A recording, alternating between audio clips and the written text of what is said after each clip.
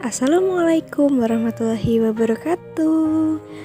Hai guys, kembali lagi kita pada acara kajian pekan rutin KSWI.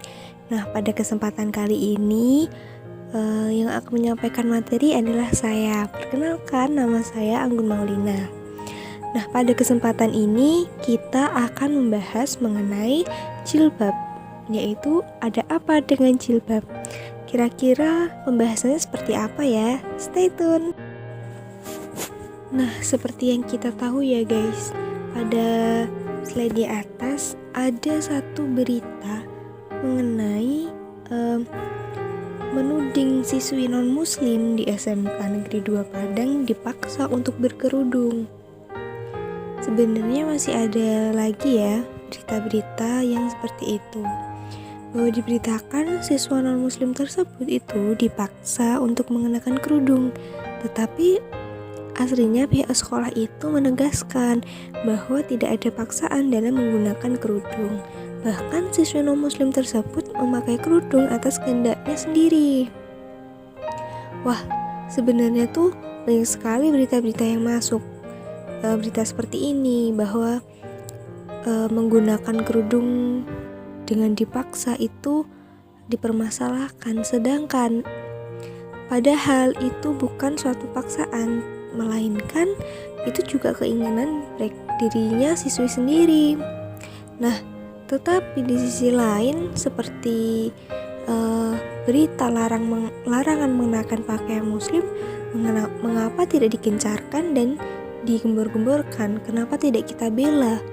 Bukankah pakaian muslim itu merupakan pakaiannya seorang muslimah? Itu kan yang menjadi pertanyaan bagi kita. Banyak ya sekali pro dan kontra mengenai larangan atau mewajibkan seseorang itu mengenakan pakaian muslim. Tetapi bagaimana sih aslinya hukum mengenakan jilbab? Ataukah jilbab itu merupakan mengekang perempuan sama seperti yang dituduhkan oleh mereka-mereka yang selama ini digencarkan? Perlu kita ketahui bahwa di dalam Islam, perempuan itu adalah mutiara yang harus dijaga dan dilindungi. Islam menempatkan perempuan sebagai bagian dari masyarakat. Di dalam Islam, wajib bagi perempuan untuk menutup auratnya. Menutup aurat itu harus secara sempurna. Lalu bagaimana menutup aurat yang secara sempurna? Yaitu dengan menggunakan pakaian yang syar'i. Nah, pakaian yang syar'i itu yang seperti apa? Sudah dijelaskan di dalam Al-Quran, yaitu surat Al-Ahzab ayat 59, yang artinya, wahai Nabi, katakanlah kepada istri-istrimu, anak-anak perempuanmu, dan istri-istri orang mukmin, hendaklah mereka menutupkan jilbabnya ke seluruh tubuh mereka. Yang demikian itu agar mereka itu mudah dikenali, sehingga tidak diganggu. Dan Allah Maha Pengampun lagi Maha Penyayang. Di sisi lain lagi ada juga di dalam Quran surat An-Nur ayat 31 yang artinya, dan hendaklah mereka menutupkan kain kerudung ke dadanya. Jadi di sini jelas ya bahwa perintah untuk menutup aurat adalah sebuah kewajiban, bukan sebuah pilihan. Eits, makna jilbab sendiri itu seperti apa sih? Ya, seperti yang tertera pada Quran surat Al-Ahzab 59, yang artinya bahwa jilbab itu bermakna baju yang dapat menutupi seluruh tubuhnya. Jilbab yakni baju atau pakaian longgar bagi wanita, selain baju kurung atau kain apa saja yang dapat menutupi pakaian kesehariannya seperti halnya baju kurung. Jadi definisi jilbab itu bukan kerudung ya teman-teman, tapi jilbab itu adalah sebuah pakaian yang dapat menutupi seluruh tubuhnya kecuali wajah dan telapak tangan. Kalau ibaratnya gampangnya pada zaman sekarang itu gamis. Nah, itu merupakan salah satu jilbab. Berbeda halnya dengan kerudung. Kalau kerudung adalah tudung yang dikenakan untuk menutupi kepala sampai dada, diulurkan sampai dada. Jadi beda ya antara jilbab dan kerudung. Itu adalah dua hal berbeda. Jadi harus paham mengenai definisi apa sih itu jilbab dan apa sih bedanya jilbab dan kerudung. Jadi jilbab adalah sebuah pakaian dan kerudung adalah sebuah penutup kepala. Lantas yang menjadi permasalahan itu, benarkah jilbab itu mengekang perempuan? Syariat Islam memberikan perlindungan kepada wanita atau perempuan itu secara menyeluruh. Dengan adanya perintah menutup aurat, Islam menutup peluang terjadinya kejahatan kepada wanita seperti pemerkosaan dan lain sebagainya. Jadi, syariat berpakaian dalam Islam ini bukanlah untuk mengekang perempuan, tapi sebaliknya, itu untuk menjaga perempuan dan juga membebaskan perempuan dari batasan-batasan jahiliyah yang melelahkan perempuan. Maksudnya gimana sih? Jadi kita ambil contoh ya, standar kecantikan perempuan.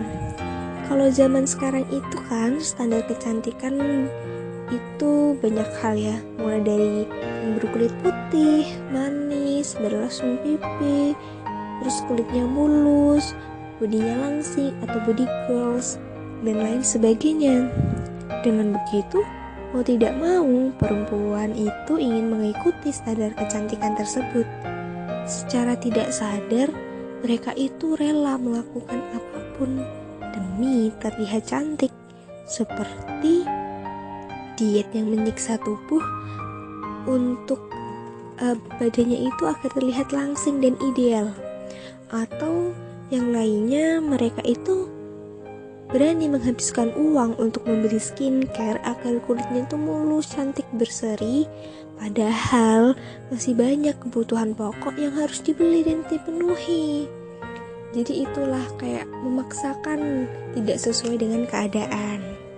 Nah, hal ini itu sebenarnya justru membuat perempuan itu tersiksa atas adanya tren-tren standar ini. Kenapa bisa begitu? Karena secara tidak langsung itu memaksa perempuan harus begini, harus begini. Mereka rela melakukan apapun, mengorbankan apapun yang merugikan demi diri mereka.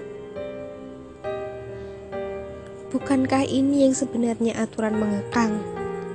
Seperti standar kecantikan zaman sekarang, tidak bisa menjalankan hidupnya karena nggak cantik, tidak good looking, karena katanya keadilan hanya untuk warga good looking. Bener gak?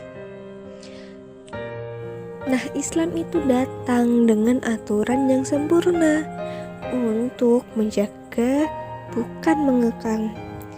Aturan Islam itu membebaskan perempuan dari tertekannya atau mitos standar kecantikan. Kalau zaman sekarang itu standar kecantikannya adalah yang begitu, yang dengan syarat-syarat tadi yang banyak banget, yang ribet banget, yang menyiksa lah, yang menghabis-habiskan duit, berbeda dengan Islam. Di dalam Islam, standar kecantikan bukanlah fisik, bukan dilihat dan dinilai dari fisik, tetapi dari kepribadiannya atau syakhsiahnya. Islam itu memuliakan dan menghargai perempuan sebagaimana laki-laki.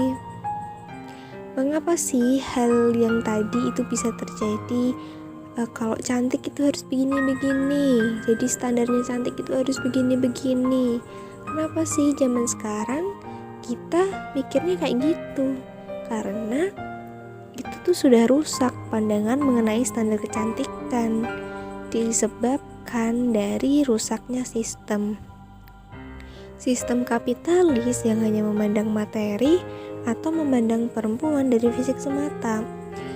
Kalau dilihat-lihat, standar kecantikan sekarang itu kan diadopsi dari dunia barat ya, yang berarti mau tidak mau kita mau cantik ya harus terlihat seperti mereka.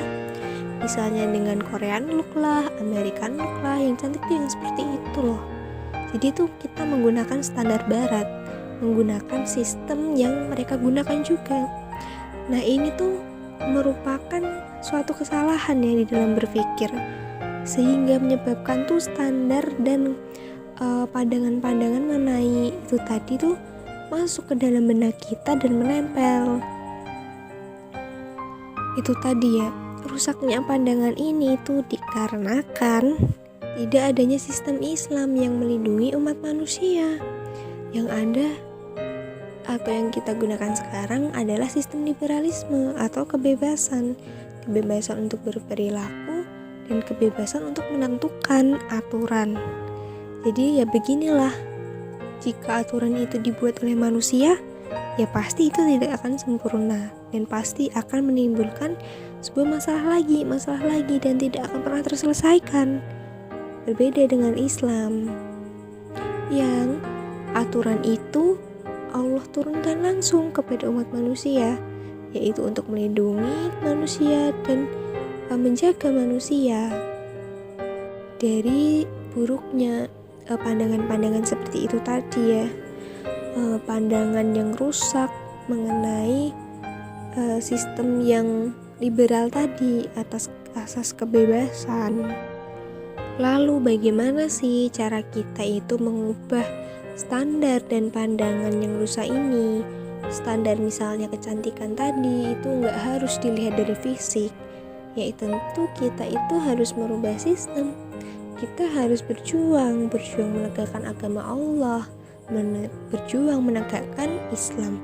Kenapa harus dengan Islam? Ya dengan begitu bisa kita rasakan di dalam Islam itu perempuan akan dihargai sebagaimana ketika pada saat Khalifah Al-Mu'tasim itu menggempur Romawi hanya karena seorang pejabat negeri itu melecehkan seorang perempuan muslim. Jadi itu emang benar-benar ya dari cerita tersebut bahwa hanya seorang muslim dilecehkan oleh seorang laki-laki dari negara lain, sampai si pemimpinnya, sampai sang khalifahnya itu mendengar dan tahu, langsung segera mengirimkan tentaranya untuk menggempur Romawi itu tadi. Karena saking menjaganya si perempuan ini, karena di dalam Islam perempuan itu seperti mutiara ya, berharga, harus dijaga dan harus dilindungi. Berbeda ya dengan sistem kapitalis atau liberalis yang memandang perempuan itu hanya sebagai materi, hanya sebagai alat pemuas seks saja atau sebagai pajangan yang indah. Jadi mau tidak mau memaksa perempuan itu menjadi seperti apa yang para kapitalis itu inginkan. Alhasil yang menyiksa diri sendiri, merasa perempuan itu gak dihargai. Bahkan berbuat baik pun itu juga tidak dihargai oleh mereka-mereka. Berbeda ya dengan Islam yang begitu sempurna dan sangat menjaga seorang wanita. Lalu bagaimana sih cara kita itu memperjuangkan tegaknya Islam? Ya tentu jawabannya dengan kita mengkaji Islam dan juga berdakwah, menyebarkan kebenaran dan juga menghentikan kebatilan. Kenapa sih harus dengan ngaji? Kalau kita nggak mau belajar memahami agama kita, bagaimana agama kita itu mau tegak? Jadi mau tidak mau, kita itu harus ngaji, menimba ilmu, agar tuh kita tahu ilmu-ilmunya, agar tidak salah persepsi dan tidak salah mengenai standar tadi atau prinsip-prinsip lainnya. Kita sebagai kaum muslim itu juga harus taat kepada Allah, taat kepada aturan yang Allah berikan, yang Allah turunkan. Selain ngaji itu, kita diharuskan juga untuk berdakwah, menyebarkan kebenaran dan juga menghentikan kebatilan. Kenapa sih harus dakwah? Agar masyarakat itu juga tahu kita tidak boleh menyimpan ilmu ya. Jadi kita juga harus men-share, harus membagi ilmu kepada teman-teman lainnya atau kepada orang lain. Karena sebagaimana Nabi ya, sampaikanlah dariku walau hanya satu ayat. Taat kepada syariat itu memanglah tidak mudah. Harus didasari dari kesadaran berpikir dengan standar hukum syara. Lalu gimana kak? Kita kan awam mau ngaji. Kita mau ngaji di mana? Sama siapa? Tenang sob, kamu bisa kok gabung sama KSWI di dalam komunitas kebaikan. Karena sendiri itu berat, berdua lebih ringan, bersama-sama lebih asyik. Dan jangan lupa taat tanpa nanti dan taat tanpa tapi.